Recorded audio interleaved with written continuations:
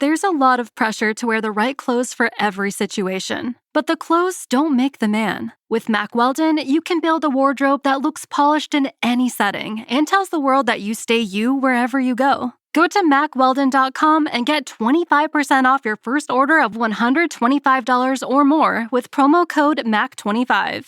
That's MackWeldon.com, promo code MACK25. Finding great candidates to hire can be like, well, trying to find a needle in a haystack. Sure, you can post your job to some job board, but then all you can do is hope the right person comes along. Which is why you should try ZipRecruiter for free at ZipRecruiter.com/zip. ZipRecruiter doesn't depend on candidates finding you. It finds them for you. Its powerful technology identifies people with the right experience and actively invites them to apply to your job. You get qualified candidates fast. So while other companies might deliver a lot of hay, ZipRecruiter finds you what you're looking for. The needle in the haystack. See why 4 out of 5 employers who post a job on ZipRecruiter get a quality candidate within the first day. ZipRecruiter, the smartest way to hire. And right now, you can try ZipRecruiter for free. That's right, free at ZipRecruiter.com/zip. That's ZipRecruiter.com/zip. ZipRecruiter.com/zip. Breaking down every game, every day in Major League Baseball. This is the Baseball Betting Show. Here is your host, Greg Peterson. A warmer from the low. Welcome to lovely Las Vegas for the Baseball Betting Show with myself, Greg Peterson, now part of the VSiN Family Podcast. We've got an excellent podcast for you.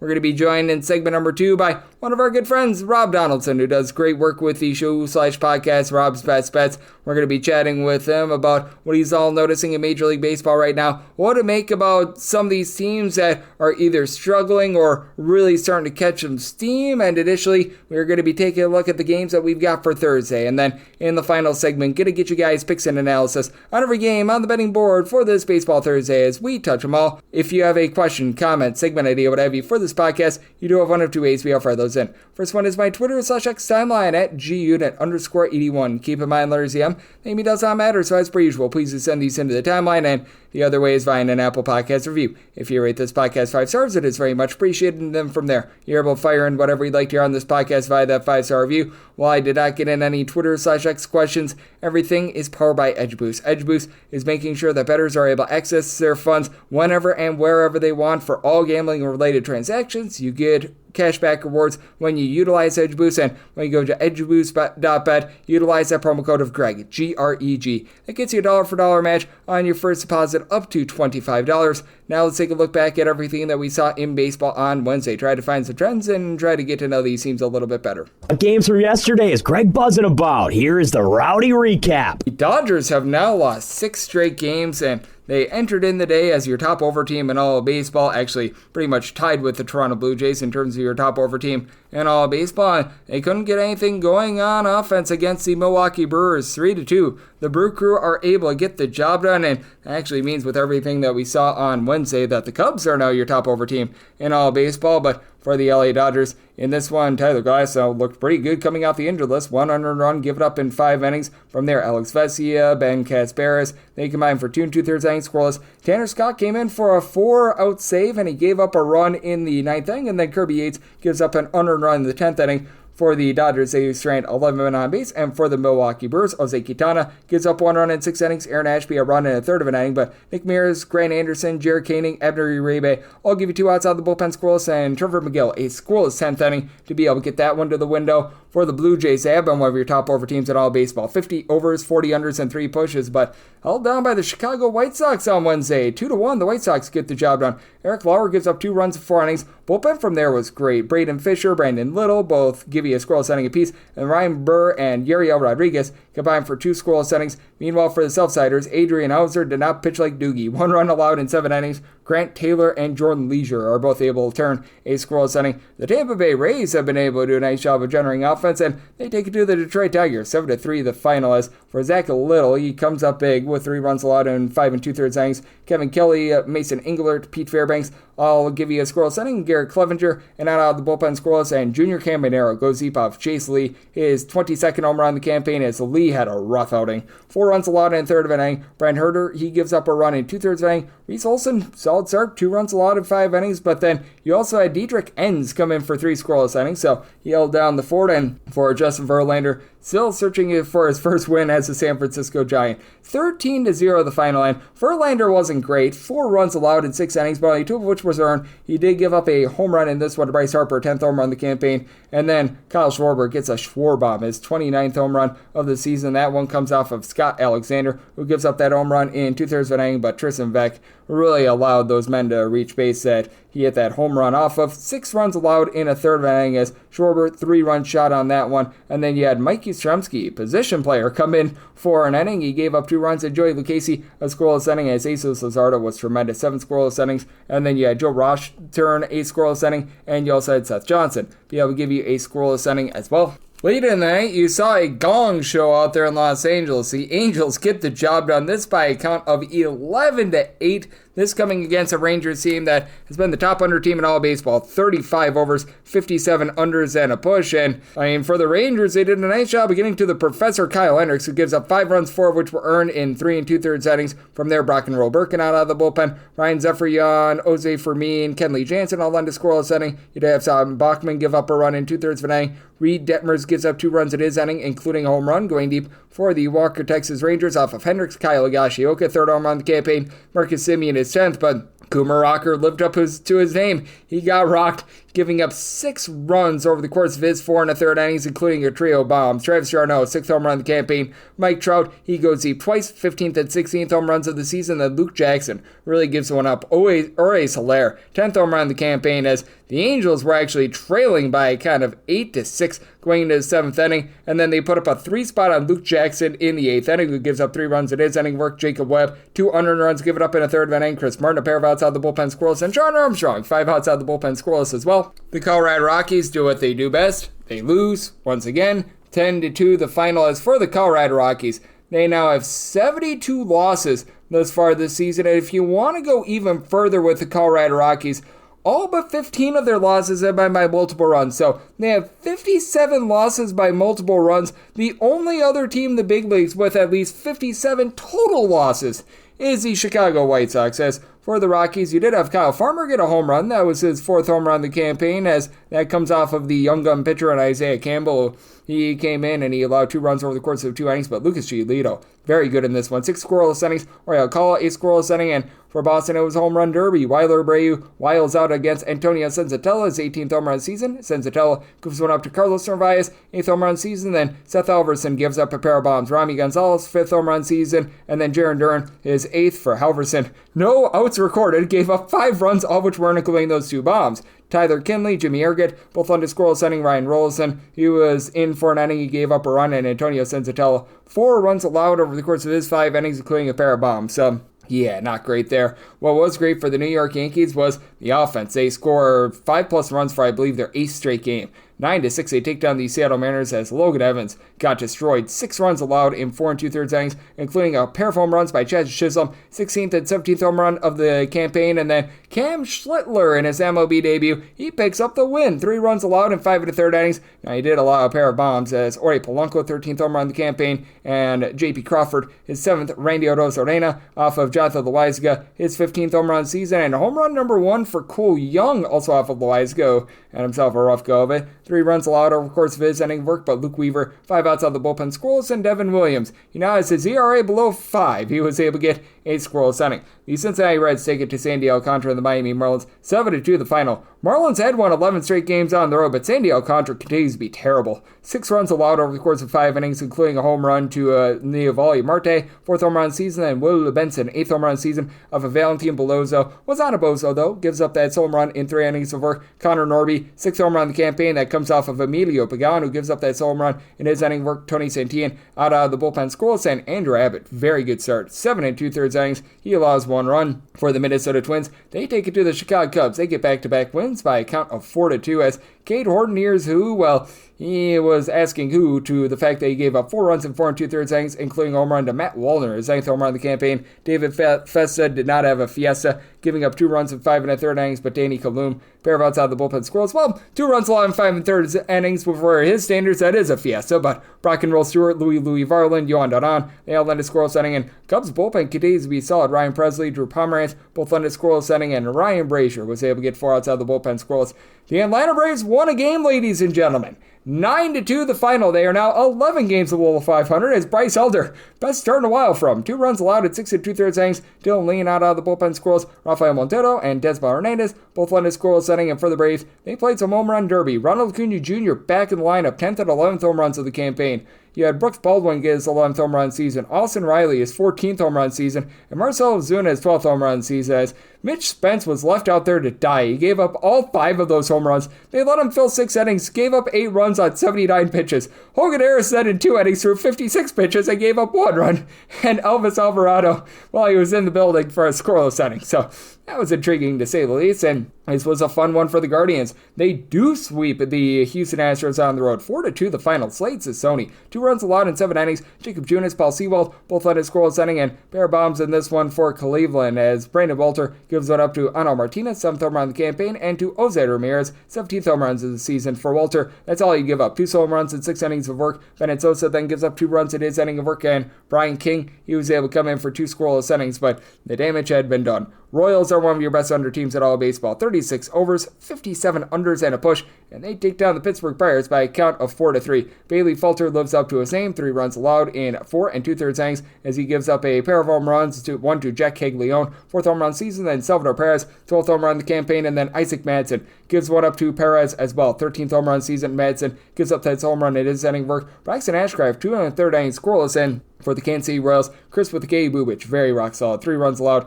in 5 2/3 innings. John Schreiber, 4 outs out of the bullpen scoreless. Lucas Erceg, Carlos Estevez, they both come in for a scoreless inning. And the Washington Nationals offense continues to be quite good on the road. 8-2. They take down the St. Louis Cardinals. Mackenzie Gore does not get gored. 1 run allowed in 6 innings. Culinary does give up a run in an inning, but Jackson Rutledge and Luis Garcia both lend a scoreless inning. And for the Washington Nationals, trio bombs. James Wood puts good wood on it. 24th home run in the campaign. That comes off of the reliever John King, who gave up that home run in his 1 1/3 innings. The other 2 bombs come off of Andre 3000 Palante, who allows 7 runs in 6 innings, including a home run to Ahmed Rosario, 5th home run of the season, and Nathaniel Lowe, his 14th home run of the season. Matt Savanson comes in. He gives you 5 outs out of the bullpen scoreless, but by then, too little too late. And if you're taking a look at trend-wise what we're getting in Major League Baseball right now, it has been very much an underwhelming season, but we are starting to see the overs cook with a little bit of gas as the favorites have not been. 51 and 41 on the money line, that's just 55.4% over the last 7 days, but 47 overs of 45 unders. That's about a 51.1% hit rate to the over, and if you're looking overall at what we've gotten this season, over rate is only at about 47.5%, 702 unders, 634 overs. Meanwhile, favorites on the money line ending at 57.8%, 795 and 580. So that's what we're seeing in baseball right now, and that's what we all got on Wednesday. Now let's turn it forward and take a look at Thursday's games and just dive in on what we're seeing with some of these teams that are hitting the All-Star break with Rob Donaldson, who does great work with the show/podcast Rob's Best Bets over on youtube.com/Rob Donaldson. And will join me next right here on the Baseball Betting Show. Myself, Greg Peterson, now a part of the Beason Family of Podcasts. There's a lot of pressure to wear the right clothes for every situation. But the clothes don't make the man. With Mack Weldon, you can build a wardrobe that looks polished in any setting and tells the world that you stay you wherever you go. Go to MackWeldon.com and get 25% off your first order of $125 or more with promo code MACK25. That's MackWeldon.com, promo code MACK25. Breaking down every game, every day in Major League Baseball. This is the Baseball Betting Show. Here is your host, Greg Peterson. And we're back here in lovely Las Vegas for the Baseball Betting Show with myself, Greg Peterson, now part of the Beason Family Podcast. Always great to be joined by this man as we've got Rob Donaldson aboard. He does such great work with the show/podcast Rob's Best Bets. I know that he is hard at work taking a look at all that we're getting in this great game of baseball, and he, throughout this year, always does a great job in terms of getting things set for the upcoming college basketball season as well. You're able to follow my Twitter/X at RobDFB all together, and Rob, it's great to get you aboard. Thank you. Yeah, I always love hopping on, Greg, to talk some ball. And, to your point, we are only about 20 days or so out from the trade deadline and the All-Star break and all these other things that are major milestones in the Major League Baseball season. And for that reason, there's a lot of hot storylines, and a lot of teams' seasons are actually going to be truly defined over the next 2 or 3 weeks here. They certainly are going to be. And how do you take a look at these next few weeks? And are there a few teams that you're targeting in terms of teams that you're feeling bullish on and are looking to back, and maybe the opposite, teams that you might be looking to fade a little bit more? I'm very curious to see how the Orioles approach this trade deadline because I think they're going to be definitive sellers at this point, even with a little bit of a resurgence here over the past, month and a half. And with that kind of looming, with this roster about to see a demolition of sorts, I do wonder if they kind of start to tail off a little bit. And, notably with some of these guys who maybe are playing for their next contract, maybe bet some player props on them. Maybe they go into this All-Star break actually playing the best baseball on the team. For that reason, I think that's the characteristic, or the approach rather, on the betting front that you can take over to every single one of these teams that is almost like a definitive seller at this point. All right, and that leads me into this as well. Are there a few players in general that you're looking at, and perhaps you think that they're going to get a little bit hot and perhaps they have a little bit of value? Well, let me actually show you one that maybe is not even getting talked about in the least, but I think he should be, and that's Charlie Morton. And Charlie Morton's season started off as an absolute disaster class. This was a guy you wanted to bet against every single time out. It didn't look like he was going to make it through the season, and all of a sudden, over his last 14 starts, he's only given up more than 3 runs one time, and that dates all the way back to April 26th. He has absolutely flipped his season on its head, and his ERA still looks absolutely terrible from how it started, but when you're looking at his trade value right now, I think it could really jump up over the next couple weeks, and as a sort of a betting backer, leading into that trade deadline, I think when he goes tomorrow against the Mets and any other start as well, I think he's going to be a really good value piece. And how about if we do take a look at that double dip? Because right now it is David Peterson going up against Charlie Morton. And that initial opener that I was seeing was minus 138 on the Mets, total of 9. How do you take a look at this sort of a game, knowing that they're probably going to need both Peterson and Morton to fill as many innings as possible? Because game number 2 of the double dip, we know that Tomoyuki Sugano is going to be going for the Orioles. And right now it's looking like Justin Hageman going for the Mets, but that's a bit TBD. Yeah, and sometimes they can play a little bit of like musical chairs with us, like the day of, in terms of the starting pitcher. So just be on the lookout. Sugano might actually start that first game against David Peterson, and you want to be back in the right starting pitcher. So that would be one I would wait until the day of to actually bet. And when you are looking at Charlie Morton, whether or not he's a plus money favorite, and I think he will be regardless of what the pitching matchup looks like, I want to be back in that side. I think he's going to be able to limit the Mets offense here to 3 runs or less, the way that he's been doing it over the last 14 starts.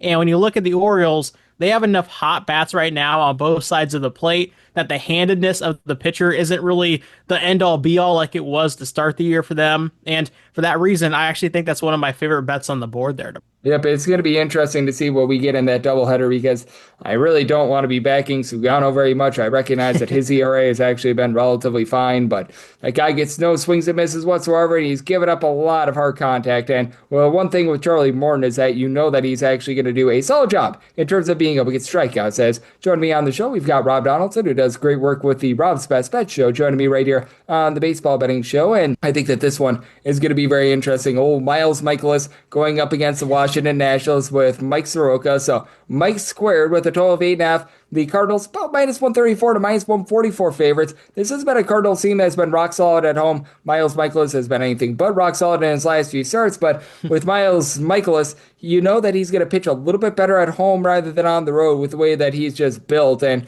with Mike Soroka, it's been rough for him thus far this season.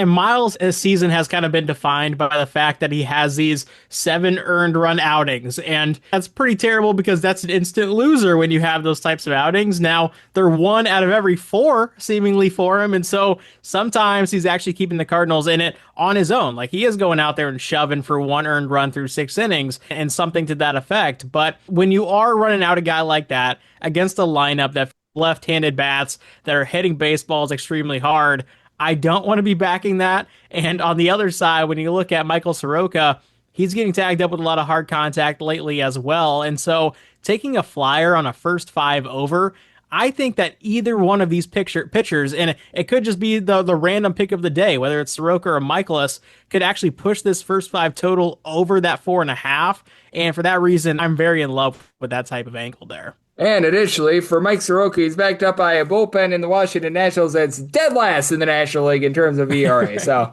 that doesn't help his cause either. So that'll be a relatively fun one. And we've got to take a look at this relatively fun one, as we've got the Arizona Diamondbacks as slight favorites on the road against the San Diego Padres, with it being Randy Vasquez going against Eduardo Rodriguez. Rodriguez coming off of an absolutely awful start. And Randy Vasquez's ERA is not bad. He's getting no swings and misses. He's giving up a lot of walks. He gives up quite a bit of hard contact. I don't know how he Houdini'd his way to a sub-380 ERA. Somehow, some way he is. The Diamondbacks are minus 118 favorite, and typically I don't want to back a team like this on the road, but I think that Randy Vasquez is way overdue for regression. Well, let me counter you here, Greg, because I think Randy Vasquez is actually going to be our new Cal Quantrill, and I don't know if he sapped the energy, but the strikeouts aren't there. To your point, it's like, how is this guy doing it? Well, he's doing it by turning these double plays, and the Padres aren't even a good defensive team. So the fact that he's out there turning these double plays on a pretty consistent basis,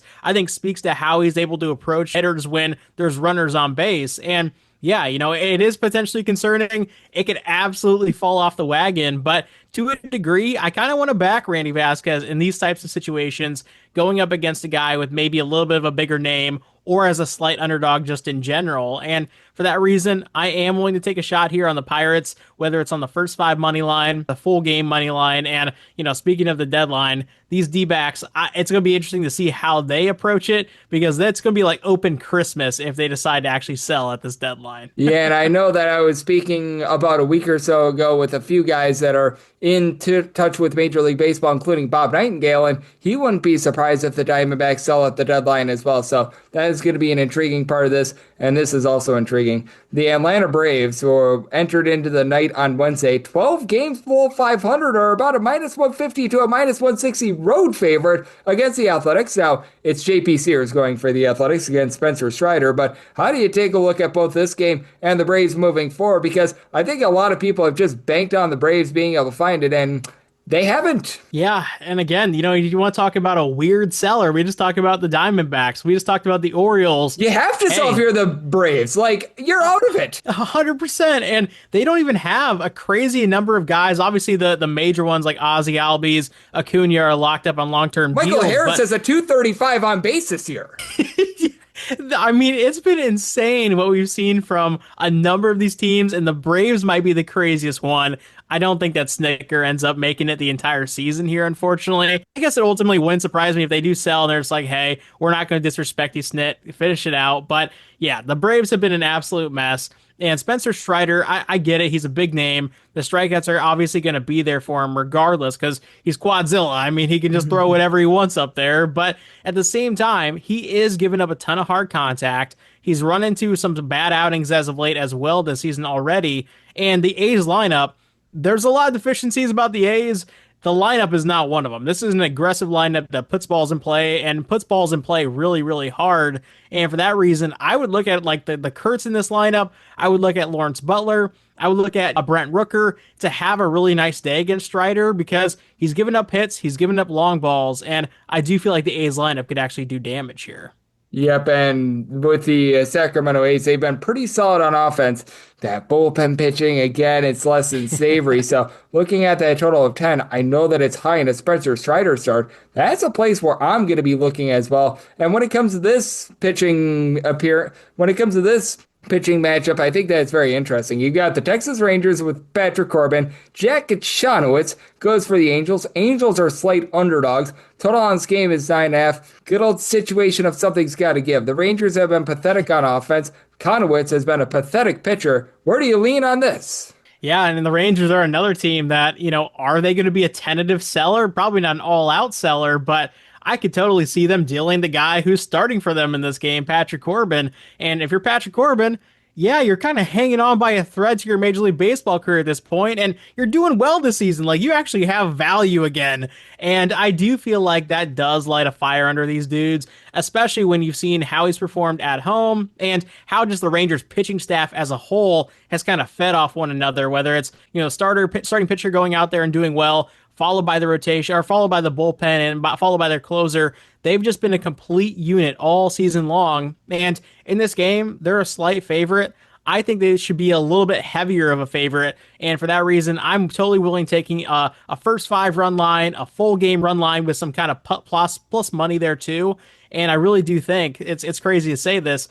Patrick Corbin is one of the major reasons why I'd be willing to do that. Yeah, and I'm right there with you. I had to set the Rangers here as a favorite because I just can't trust in Jack Kachanowicz. This isn't one that I'm necessarily jonesing to get to the window on, but man, he has not been great to say the least. As we do have Rob Donaldson, who does great work with the Rob's Best Bets show, joining me on the Baseball Betting Show. And just what do you make out of some of these streaks as well? Because this is going to be a team that's not going to be in action on Thursday, but we just saw the Dodgers lose 6 straight games. It's absolutely mind-numbing. And as we're recording this, the Astros, they had swept the Dodgers. Now they might be having been swept by the Cleveland Guardians when this goes up on Thursday. Either that or they've lost 2 out of 3 games. And it does feel like with regards to some of these streaks, the Marlins entered in the day on Wednesday having won 11 straight road games. They just seem to make absolutely no sense whatsoever, Rob. They really don't.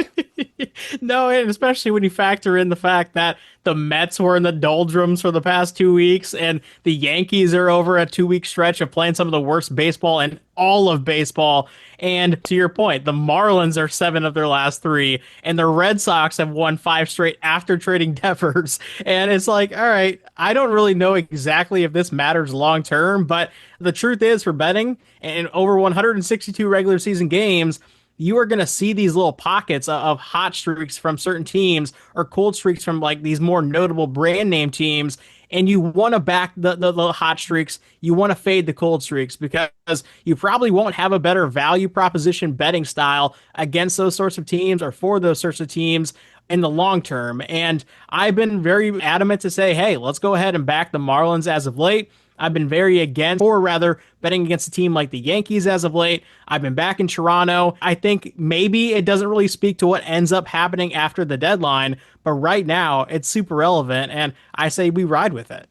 Yeah, it's really interesting to take a look at some of these hot and cold teams because it has been crazy what we've been seeing in terms of some of these streaks the last few weeks. And Rob, is there anything else that you're looking to bet, whether that be something on the board for Thursday or just something with regards to the futures market? Well, I look at that Mariners-Yankees game, and, the Yankees offense has picked up more so as of late, but with Brian Wu on the bump, I do feel like he's coming in at a perfect time where this Yankees lineup isn't exactly humming. They've had a lot of different issues. They just DFA'd DJ LeMahieu. They're switching Jazz Chisholm back to second base to kind of open up some offense, play some better defense, really just kind of getting their house in order, essentially. And the Mariners on the other side have just been the traditional selves of really not scoring a lot of runs. And even with Marcus Stroman going on the bump tomorrow, I do feel like he can go out there and at least give us 5 or 6 4 earned or less ball. And when you're looking at a total of 9.5, I feel like that's a perfect spot to take an under. I think, 4, 4.5, 5 could be the actual total game under, and it still would potentially hold some value. Yeah, it's really interesting with Stroman. Since coming off the injured list, hasn't looked too bad. Now, since the Yankees acquired him, he has been very, very rough at home, to say the least. But Brian Wu, even though he's been really good this year, I feel like there might be some shakiness. And for the Yankees, the reason why they've been slumping has not been the offense. The offense has been actually relatively fine. Like, they DFA DJ LeMahieu, but that's not the issue. They want to be DFAing, Will Warren, for example. So that's been interesting to say the least. But what else is fun is always chatting baseball with you, Rob. You do such a great job of evaluating this great game, and I know you're doing a great job on so many different fronts. So let the good people at home know it's all on tap for you and how people can follow along on social media and other platforms. Well, hey, Greg, it's always a blast talking ball with you. And, for those who are wanting to follow my Major League Baseball bets on a nightly basis, you can do so over on Twitter/X at RobDFB, and also on my YouTube channel, which is just my name, Rob Donaldson. But as always, Greg, I appreciate having me on, man. And it is always great to be able to get Rob aboard. He does such an amazing job of valuing this great game of baseball, and every single time he joins me, lends such great insight. So big thanks to Rob for joining me on the Baseball Betting Show, now part of the VSiN Family Podcast. And coming next, it is that time of the podcast to give you picks and analysis on the game on the betting board for this Baseball Thursday as we touch them all. There's a lot of pressure to wear the right clothes for every situation, but the clothes don't make the man. With Mack Weldon, you can build a wardrobe that looks polished in any setting and tells the world that you stay you wherever you go. Go to MackWeldon.com and get 25% off your first order of $125 or more with promo code MACK25. That's MackWeldon.com, promo code MACK25. Breaking down every game, every day in Major League Baseball. This is the Baseball Betting Show. Here is your host, Greg Peterson. And we're back here in lovely Las Vegas for the Baseball Betting Show with myself, Greg Peterson, now part of the VSiN Family Podcast. Always great to be joined by Rob Donaldson, who does great work with the show/podcast Rob's Best Bets. Every single time he joins me, he lends such great insights, and did so once again today. So big thanks to Rob for joining me in the last segment. Now it is that time of the podcast. I give you picks and analysis on every game on the betting board for this Baseball Thursday as we touch them all. If a game is listed on the betting board, Greg has a side and a total on it, so it is time to touch them all. Do note that, as per usual, any changes that are made to these plays will be listed up on my Twitter/X feed at @GUnit_81, and we're going to be going in the Las Vegas rotation order. This is where we go with the National League games first, then the American League games, any intra-league games. Those are going to be at the bottom. That will keep things all nice, neat, clean, and easy. So how about if we do get things started? 9:51, 9:52 on the card. The Miami Marlins hit the road. They're facing off against the Cincinnati Reds. And yes, we're on to Cincinnati. He was on to Nick Lodolo getting the start for them. Cal Quantrill goes for Miami. Miami is an underdog between plus 143 to a plus 150. Minus 162 to minus 170 is that number on Cincinnati with a total of 9.5. Under is minus 115 and the over is minus 105. And with Lodolo and company, I did set the Reds at a minus 166 on the money line. If you're looking to lay run half, right now that FanDuel opener is a plus 114. If we could get to a plus 122, I'd be feeling relatively comfortable there. So it's a little bit of wait and see mode with Nick Lodolo. His strikeout stuff has been down this year, but he's been able to do a better job of not giving up as many walks, giving up right around about 2 walks per 9 innings for Lodolo. His strikeout stuff has been rebounding a little bit with about 8.3 strikeouts per 9 innings, 358 ERA, 416 fielding dependent, as he's allowed 3 earned runs or fewer in now 4 out of his last 5 starts. And for Cal Quantrill, just not a strikeout guy, and he's really not giving you the length that he once did. Cal Quantrill used to be an absolute innings eater when he was with the Cleveland Guardians, and now with the Miami Marlins, he's won 5 innings or fewer in each out of his last 5 starts. Overall for the season, 540 ERA, now 440 fielding dependent. He's actually up with his strikeout stuff with 7.3 strikeouts and 2.7 walks per 9 innings, but they just don't trust him. The third time through the order, he has given up approximately either 2 or 3 earned runs at each out of his last 5 starts, so you pretty much know what you're going to be getting there. And for the Cincinnati Reds team, while this isn't necessarily a super-duper power-hitting team, you've got a guy in Ellie De La Cruz who's able to just completely take over a game, 20-plus stolen bases. He's been supplying the team with now 18 home runs this far this season, and does a nice job with his 350 on base. And you do have ancillary guys getting on base. Austin the Say's kid hitting a 270. They're glad to have him back off the injury list. Gavin Lux about a 350 on base. TJ Friedel about a 360 on base. And Matt McLain is starting to give you some power. He and Spencer Steer up to 10 home runs. McLain's hitting for no average whatsoever, but Steer, he's been able to give you 10 bombs. He's now been able to hit north of a 250, so that's been helpful. And Niavali Marte coming off the injured list is big. And for the Miami Marlins, this team is averaging between about 4.8 and 4.9 runs per game away from home. This despite the fact that they really don't have a lot of power in the lineup. Kyle Stowers, along with Augustin Ramirez, have a combined 30 home runs between the two of them, and Stowers doing a nice job, giving the team about a 350 on base. Xavier Edwards about a 360 on base as well. But outside of Otto Lopez, you really don't have anyone on the roster because Matt Burvis is currently at the minor league level, giving north of 5 home runs. Now you do have guys that get on base like Nick Fortes, Lopez, Eric Wagaman, Ramirez, so I mentioned, all in between about a 245 to 250, and Dane Myers, he's been able to about a 285, but you also do have a Miami Marlins bullpen that has been less than savory, to say the least. It's not like the Reds have been amazing. They're about league average with their bullpen ERA. Graham Ashcraft has about a 4 ERA. You don't give up a lot in terms of the total runs from Emilio Pagan, but he gives up like really, really untimely home runs. I just do not trust that guy. Tony Santana has been rock solid. And then for the Miami Marlins, you've had Anthony Bender, Ronnie Enriquez give you a sub-3.5 ERA. And like Picar's been a relatively good long guy as well, but Calvin Fauché, Tyler Phillips, north of 385. The long guys have had a little bit of a tough time just being able to give you something good. And I do think that in this circumstance, you're going to have Nick Lodolo go out there, give you a relatively solid start. I set the Reds at a minus 166 on the money line.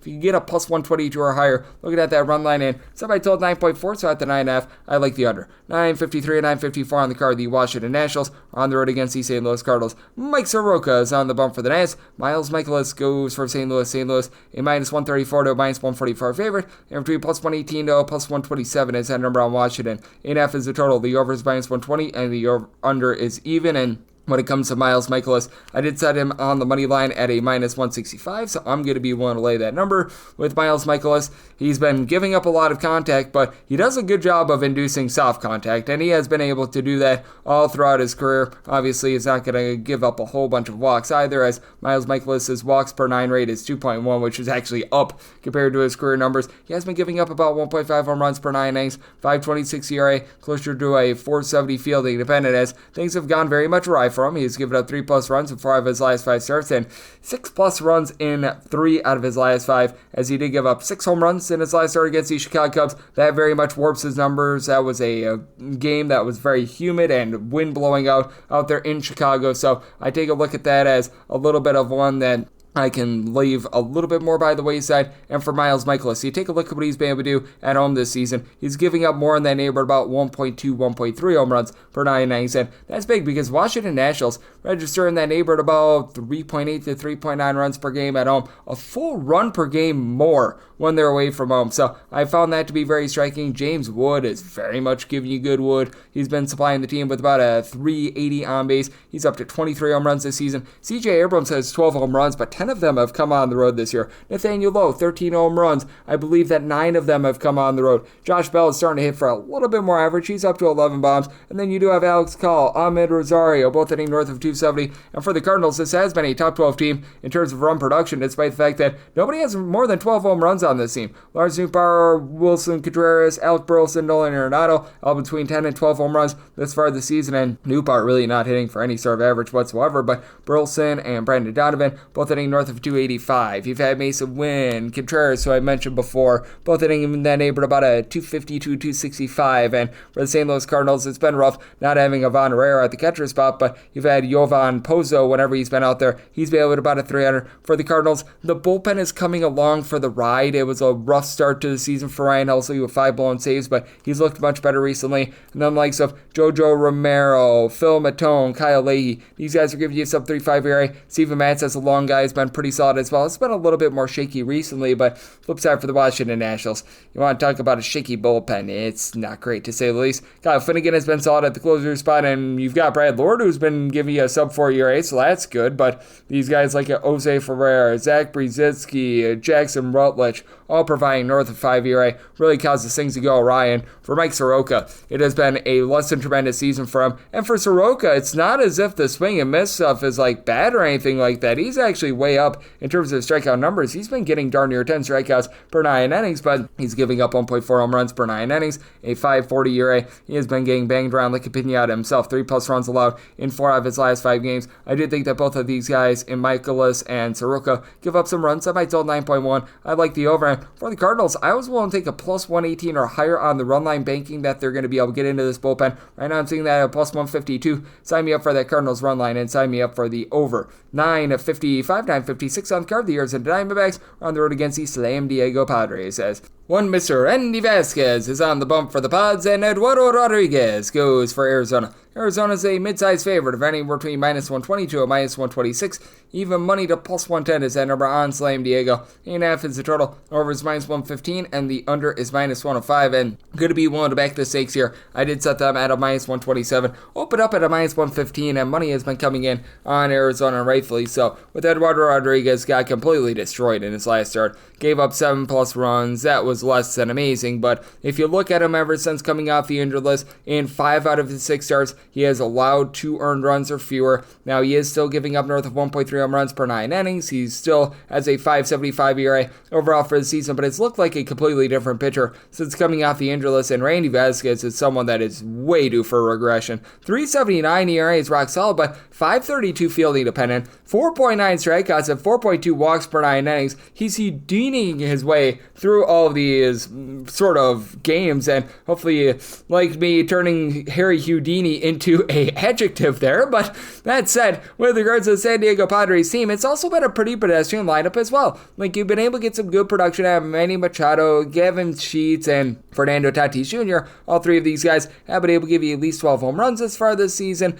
Machado has been able to give you north of 350 on base as well. Luis Arias is starting to pick it up. He had that home run a few days ago, hitting just below a 300, but the entire catcher spot has been an issue. They were banking on getting a bit of production out of Jason Hayward. They had to DFA him, and even though you get a relatively good on-base percentage out of something like a Jake Cronenworth at a 356, 240 average, you need a bit more there. Xander Bogaerts has been hitting a little bit better, but Jackson Merrill's went down the toilet bowl since coming off the injury list. And then you've got an Arizona Diamondbacks team that is currently number 4 in the big leagues in terms of runs per game. You've had Eugenio Suarez just absolutely rake for this team, 28 plus home runs. Now he's hitting for a bit more average as well, at right around about a 250. You got off the injured list Corbin Carroll, who's been able to give you 20 bombs, 334 on base, and just a lot of guys in this lineup that find a way on. Pavin Smith, Geraldo Perdomo, Josh Naylor, all at least a 357 on base. You've been able to get some relatively good production as well out of Gabriel Moreno when he's out there. I know that he's been dealing with a little bit of an injury, but Ketel Marte of the Marte Parte, home run every about 12.5 at bats. He's been able to give you 4 on base.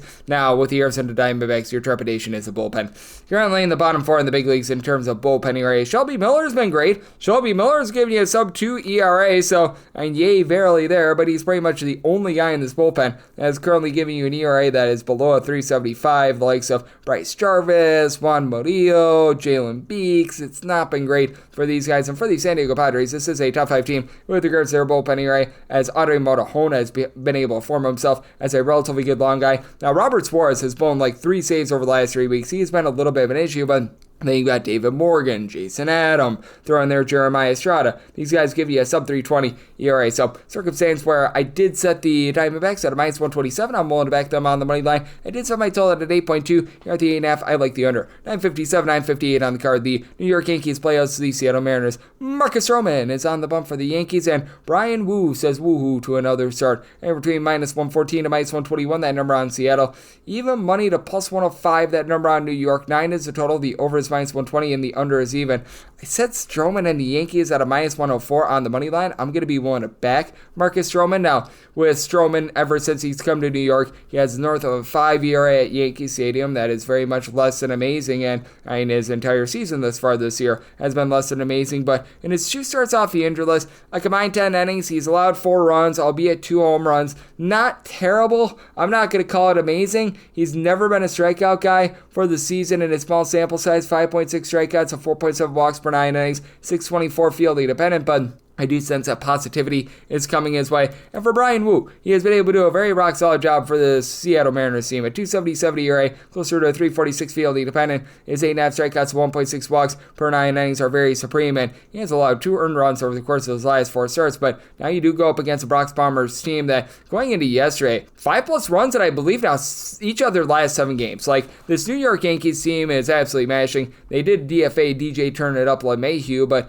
you know what? You still have a very good lineup that involves a guy by the name of Aaron Judge, who's got a 467 on base and 34 home runs. That'll help you out. Jazz Chisholm, he's been able to give you a home run every about 13.5 at-bats. Austin Wells is up to 14 home runs, albeit he, Anthony Volpe, both hitting below 225. You need a little bit more there, but Yasan Dominguez has been moving the line, giving you north of a 340 on base. John Carlos Stanton seems to be finding it. He's got a home run in this series, and for the Seattle Mariners, Cal Raleigh, big dumper, is right now on pace for an American League record for home runs in a season with 36.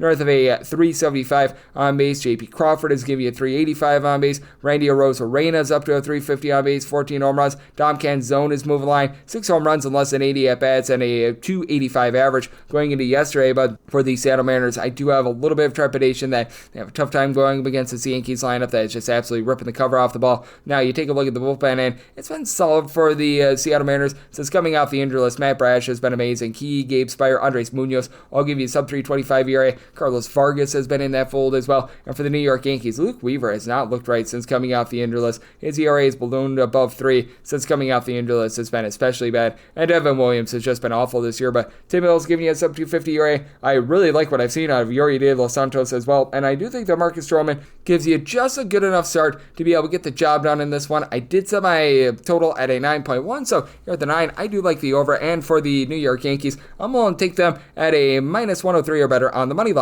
959, 960 on the betting board. It is the Tampa Bay Rays. They are on the road facing off against the Boston Red Sox, as it is Walker Buehler who's going to be on the bump for the Red Sox, and Taj Jonkal Milton Bradley gets the start for the Rays. Currently, this game is off the board. I think that there was a little bit of question mark as to whether or not Walker Buehler was actually going to be making the start in this one, so I'll just give you guys my handicap while we don't have any numbers up. I set the Rays at a minus 123, so minus 122 or better, looking at the Rays, plus 124 or higher, looking at the Red Sox, and made a total of a 9.6. 9.5 or less, I'm going to be in on the over. A 10 or higher, I'm in on the under. For Walker Buehler, I thought year number 2 coming off of major surgery that this guy was going to be able to find it, and he looked a bit better in his last start, as in his last start he gave up 3 runs, 2 of which were earned on the road against the Nationals in 5 innings, but it has been all sorts of rough for Walker Buehler. If you include earned and unearned runs, Walker Buehler has given up at least 3 runs in every one of his starts since Memorial Day.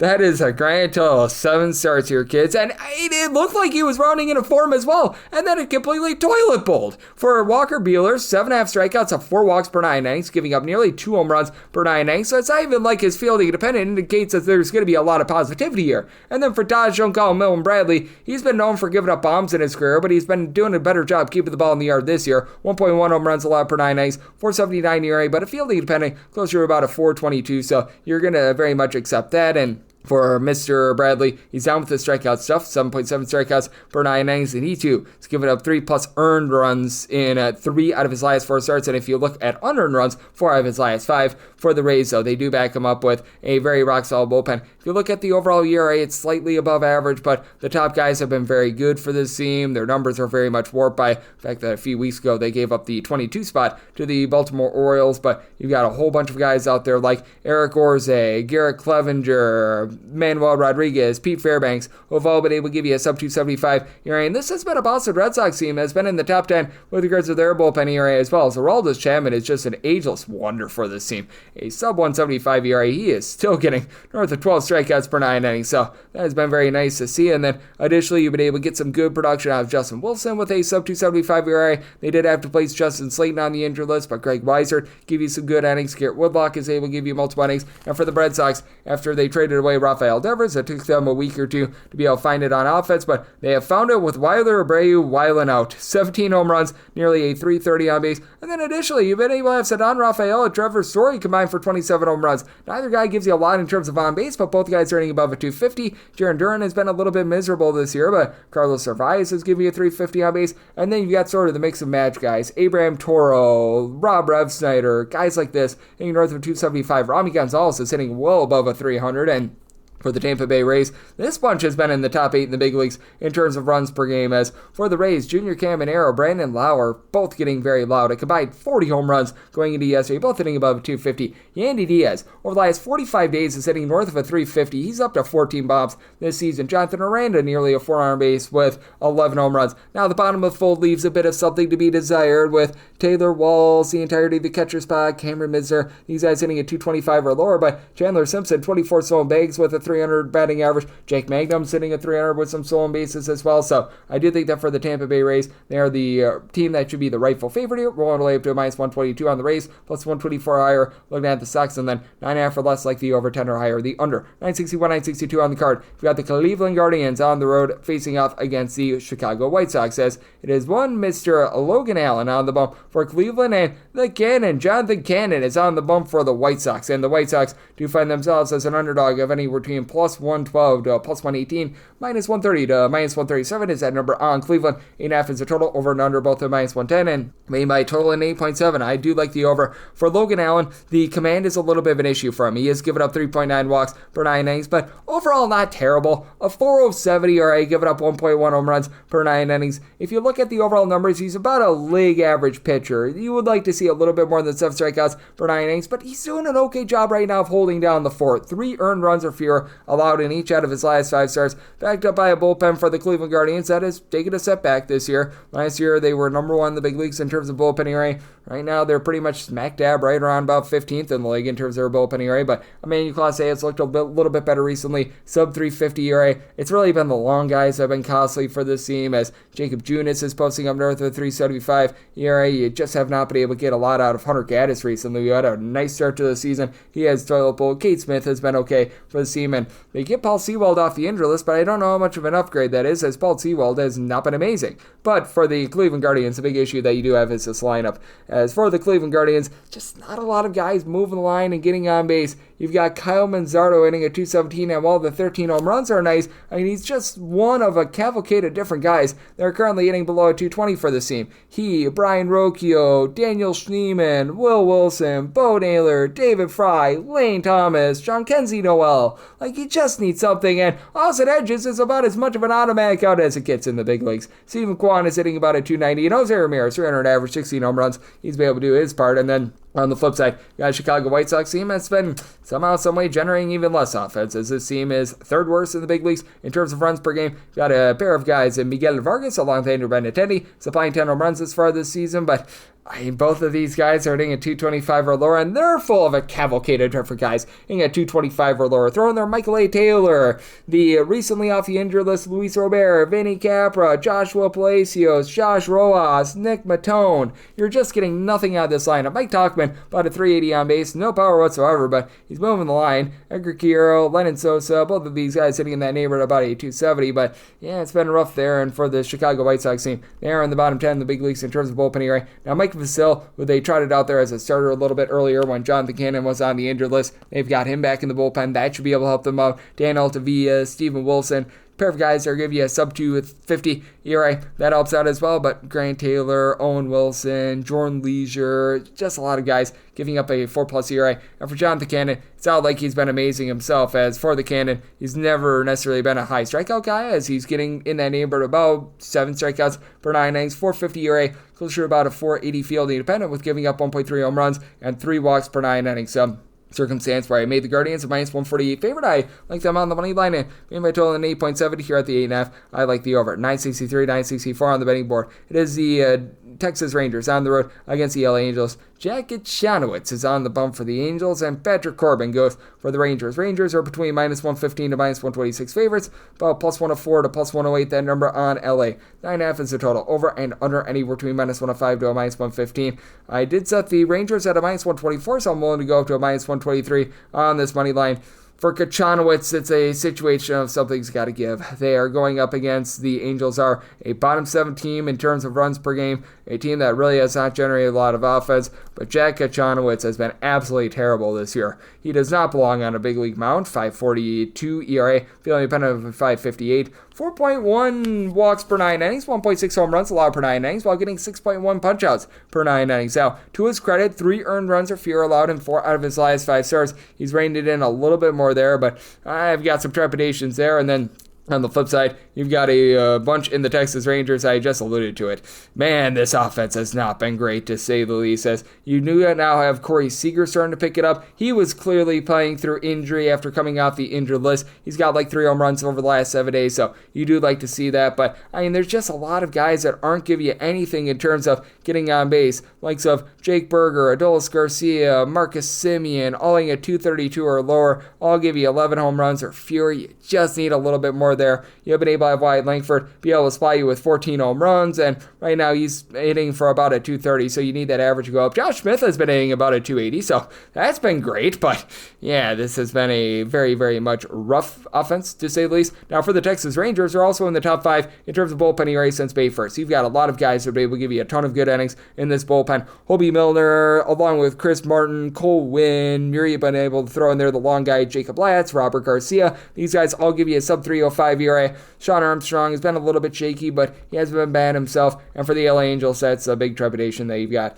This LA Angels team is currently in the bottom 5 of the big leagues in terms of bullpen ERA. Hunter Strickland was giving them some good innings, and now he lands on the injured list. You've got the likes of Brock and Roll Burr, Kenley Jansen. I recognize he's been better recently, but Reed Detmers, Connor Brogdon, all these guys supplying an ERA that's north of a 3.55. And for the Angels, they counter with the fact that they do a good job of cranking out the deep ball. Top 5 team in the big leagues in terms of home runs on a per at-bat basis, but many of these guys just don't move the line. Taylor Ward, 20 home runs, but it's hitting at 226 with a 301 on-base percentage. Joe Adell is moving the line. He's hitting nearly 250 with 19 home runs. Logan O'Hoppe, 17 home runs. A not-so-O'Hoppe, 258 on base. So Mike Trout is hitting about a 230 this year, despite the fact that he's got 14 home runs. Zach Neto's moved the line, 13 home runs, but Ore Soler, 285 on base, 206 batting average with 9 home runs. You just expect a little bit more there. And when it comes to Patrick Corbin, he has been far from amazing, and I think that he's doing for quite a bit more regression. He has been getting shelled a little bit recently, as for our good friend, the Turkey Tosser, he's got a 4.18 ERA, a fielding dependent that's more in the neighborhood of a 4.34, 1.3 home runs, and 2.5 walks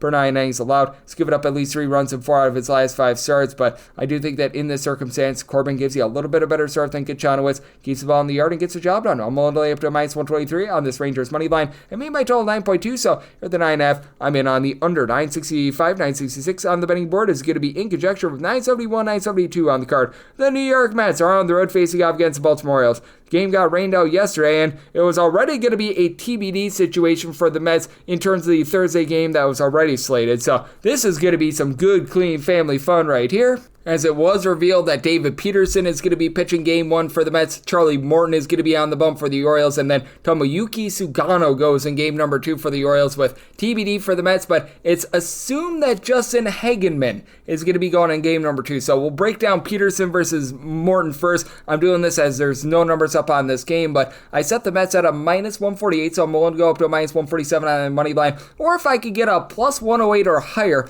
I'll be willing to lay a run and a half with the Mets and plus 149 or higher, looking at the Orioles, and then set a total to where a 9.5 or less. I'm going to be in on the over, a 10 or higher to the under for David Peterson. It's been a rock-solid season for him. Our good friend and Mr. Peterson is right now supplying you with about a 3.18 ERA. Recognize that things have been a little bit less than savory from recently, with at least 3 runs allowed in 3 out of his last 4 starts. The strikeout stuff has just been very much down for him. 7.7 strikeouts at 3.3 walks per 9 innings. Career averages of more like 9 strikeouts per 9 innings, but he's keeping the ball in the yard, giving up just 0.6 home runs per 9 innings, and for our good friend and Mr. Peterson, he's had a little bit of an issue on the road, posting up a 4.44 ERA, still only giving up about a home run per 9 innings. And for Charlie Morton, I recognize that he's pitching better, but man, it has been a less than savory season for him. 5.47 ERA, still getting his punch-outs as he's been able to get nearly 10 strikeouts per 9 innings, but 4 walks per 9 innings, 1.3 home runs allowed per 9 innings. And for Charlie Morton, credit where it is due. 3 earned runs or fewer in each out of his last 4 starts.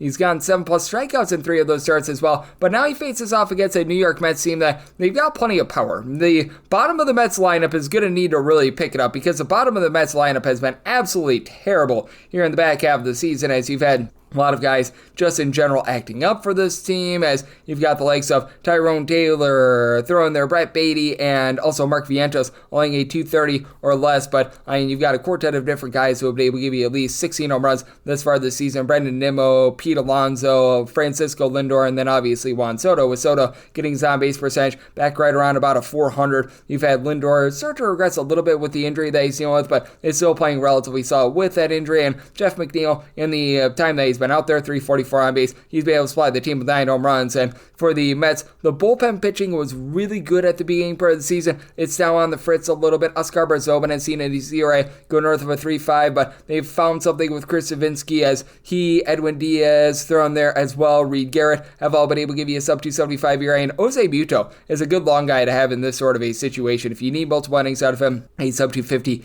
ERA thus far this season. And for Baltimore, a big reason why I've got them as an underdog in both of these games is that the bullpen pitching has not been great for them. You do have Felix Bautista, who's done a nice job being able to supply the team with a sub-3 ERA, and Brian Baker has been solid on this bullpen as well. You've got a long guy in Keegan Aiken who can be relatively serviceable, but he's been up down all around this far this season. But then Cade Stout, Yunier Cano, Scott Blewett, you've got a lot of guys posting up north of a 4 ERA. Matt Bowman, when he's been out there, as they've, I think, sent him down to the minor league level, he's been posting up north of a 5 as well. So very much a untenable situation for the Orioles. And this is an Orioles team that they've looked a little bit better on offense recently, and certainly they've been much better at home rather than away from home. About 4.7 runs per game at home for Baltimore, 3.7 runs per game away from home, but not necessarily cranking out the deep ball this year. Cedric Mullins is leading the way with 13 home runs. Now you've got 4 other guys between 10 and 12 home runs in Jackson Holliday, Ramon Laureano, Gunnar Henderson, and Ryan O'Hearn, with O'Hearn giving you about a 378 on base.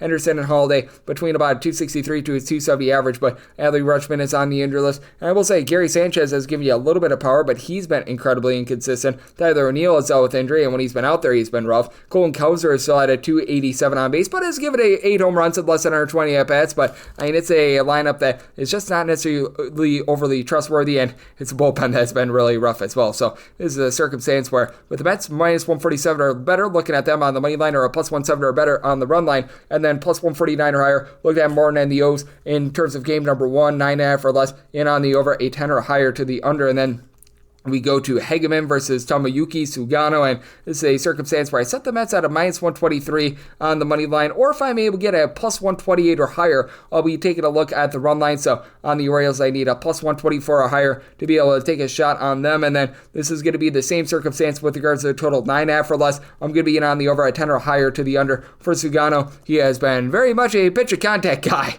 to say the least. As for Tomoyuki Sugano, he is right now getting only about 1.5 walks per 9 innings, but he's actually giving up more home runs than walks this far this season. Actually, the exact same amount. 19 home runs and 19 walks given up in his 93 and a third innings. 1.8 home runs allowed per 9 innings, only getting 5.5 strikeouts per 9, has been just lit up like a Christmas tree. 3+ runs allowed in each out of his last 5 starts. And if you do get Hagenman, who I think that we should be able to, you might get an opener of something like an Oscar Brazoban or something like that, but if you do get Hagenman in the 3 appearances that he's made, 1 start and 2 long relief appearances, he's been solid. He has given up 3 home runs in 10 and a third innings, but he's also gotten 10 strikeouts. He's been able to hold his own, not giving up any walks. And if you take a look at what he's done at AAA Syracuse this far this season, 10 strikeouts per 9 innings. Now, gave up the deep ball, and that has always been an issue for him at the minor league level, and that's been an issue for him here at the big league level, as in his career in the minor leagues, nearly 1.5 home runs allowed per 9 innings, and frankly, over the last 2 seasons, he has given up north of 1.6 home runs per 9 innings. So that is a word of caution, and Brock north of a 6 ERA when he was at the AAA level, but he is going to be backed up by the likes of Brazoban and company, and I do think that with Hagenman having so much long relief behind him, and this Orioles team being hit or miss, and not necessarily doing the world's greatest job with regards to deep ball, that it does give the Mets a good chance to be able to pull this one out. I'm willing to lay up to minus 122. The Mets with Hagenman on the mound, plus 124 or higher, looking at the Orioles, and then 9.5 or less, like the over 10 or higher, the under 967, 968 on the card. The Chicago Cubs are on the road. They're facing off against the Minnesota Twins, as Chris Paddock is on the bump for the Twins, and you've got one Mr. Colin Reyes and Ipipare to another start for the Cubs. 9.5 is the total, over and under both at minus 110. Pick'em game here, minus 104 to minus 110 on both sides, and for the Minnesota Twins, I did set them at a minus 127. I'm going to be willing to back them on the money line. Recognize that the overall ERA numbers have been less than savory, to say the least, for Chris Paddock, but he's been able to do a pretty rock-solid job at home this far this season.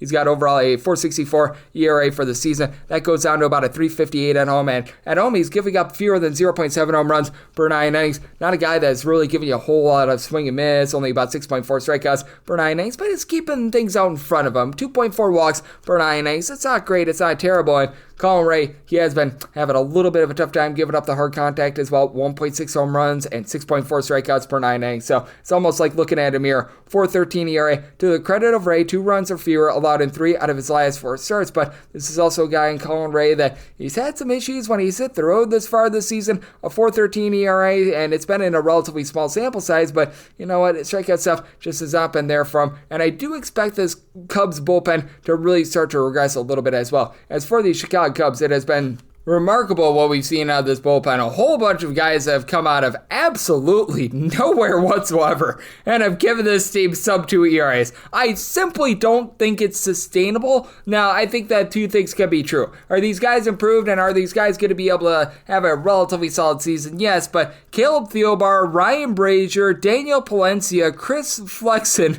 Drew Pomeranz are all right now giving you a sub-185 ERA. Like, I just can't believe that that's going to be the case moving forward. Brad Keller is still giving you a sub-3 ERA, even though he got lit up a little bit more in the last few days. Ryan Presley has been improved as well. So, I do give a little bit of credit where it is due. And for the Minnesota Twins, this has been a bottom 8 team in terms of bullpen ERA really since May 1st, as you still have the top guys doing a solid job, as you've had Yohan Duran, Danny Kalum both supply a sub-165 ERA. Louis Varland, Brock and Roll Stewart, these guys are a sub-275 as well, but it's been the likes of Griffin Jacks, Justin Topa, Cole Sands that have really let them down. And for the Cubs, this team entered into the day on Wednesday, number 1 in the big leagues in terms of runs per game, as you've got Seiya Suzuki, Pete Crow Armstrong right now supplying the team both with 22 plus home runs. It has been remarkable what we've seen out of them thus far this season. And Michael Busch has all of a sudden went on a tear. He had that 3 home run game, 18 bombs. He's able to supply you with about a 380 or so on base. Dansby Swanson is up to 15 home runs. Kyle Tucker, a 390 on base with 17 home runs.